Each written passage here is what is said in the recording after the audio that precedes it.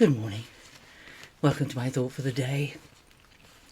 Today I'm looking at Psalm 19, a beautiful psalm. The centre of the psalm focuses on the Word of God, described here as the law of the Lord is perfect. Verse 7, the law of the Lord is perfect, reviving the soul. The testimony of the Lord is sure, making wise the simple. The precepts of the Lord are right, rejoicing the heart. The commandments of the Lord is pure, enlightening the eyes. The fear of the Lord is clean, enduring forever. The ordinances of the Lord are true and righteous altogether. More to be desired are they than gold, even much fine gold, sweeter also than honey, and drippings of the honeycomb.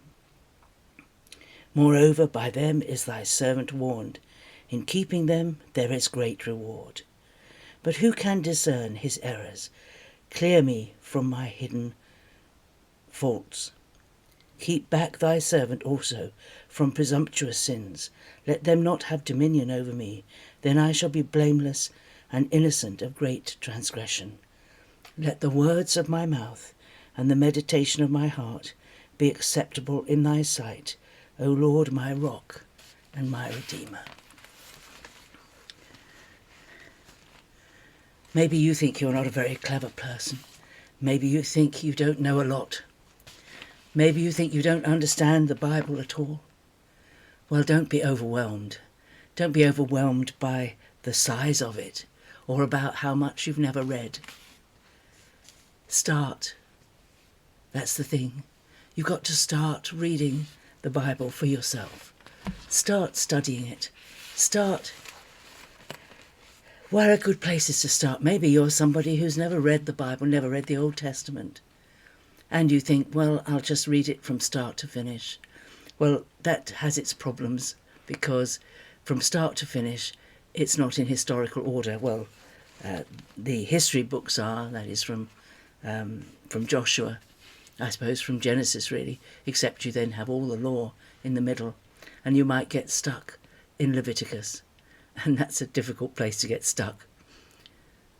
But starting with what you can do and going on as you grow in your knowledge of what the Lord has written, and whether your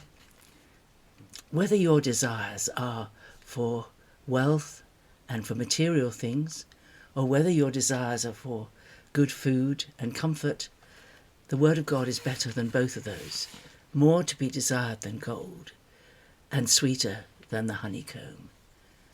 The Word of God gives you the satisfaction, the richness in your life that material things and food and wealth and comfort can never give.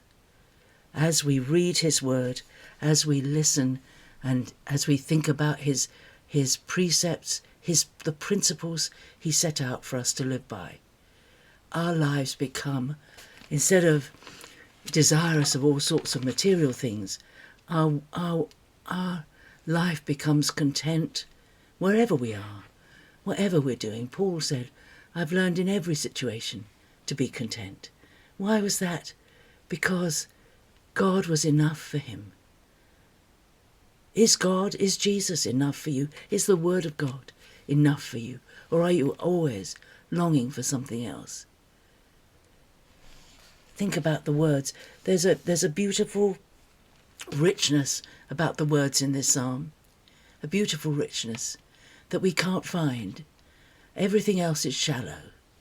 Whatever people achieve, even their greatest achievements, and I'm thinking particularly of those amazing people in the Olympics and all the things that they've achieved, the breaking of records, the setting of personal bests, all that hard work and effort and achievement.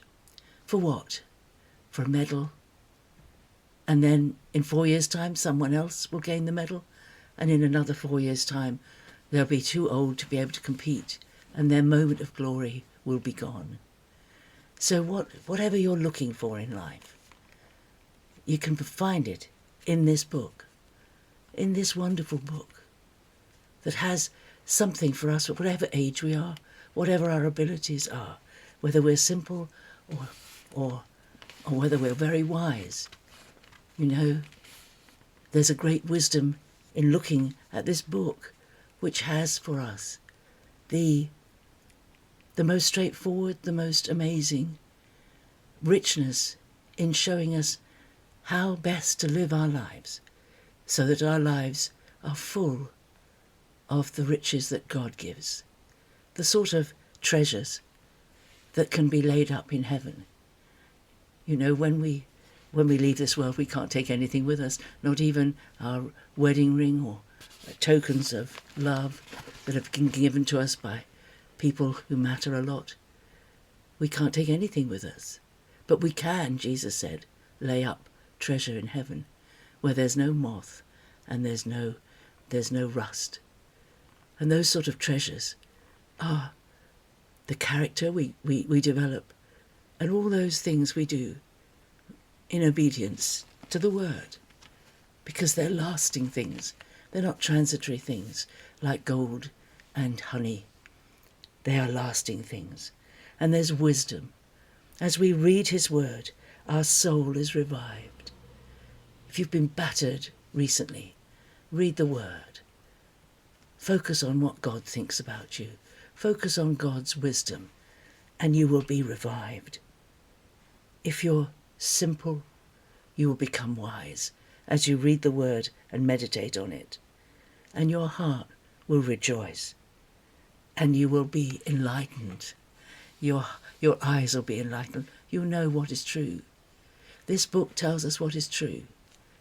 The ultimate truth, of course, is Jesus, who said, I am the way, the truth, and the life. And as we look at the New Testament, as we look at the life of Jesus, and how he did things and what he did, the sort of things he said, the values he had in his life, they point us the way to the Father. The only way to the Father, of course, is Jesus. I am the way, he said, the truth and the life. No man, no one comes to the Father except through me. There's no easy access to God. There is no access to God aside from Jesus. Settle these things in your mind and start somewhere. Start with John's Gospel. Start with the Psalms. Start with, I don't know, whatever book takes your fancy, and ask God to speak to you through it. Have a great day today. God bless you. And focus on the Word of God. That is the biggest treasure, the greatest treasure God has ever given to this world. God bless. Bye-bye.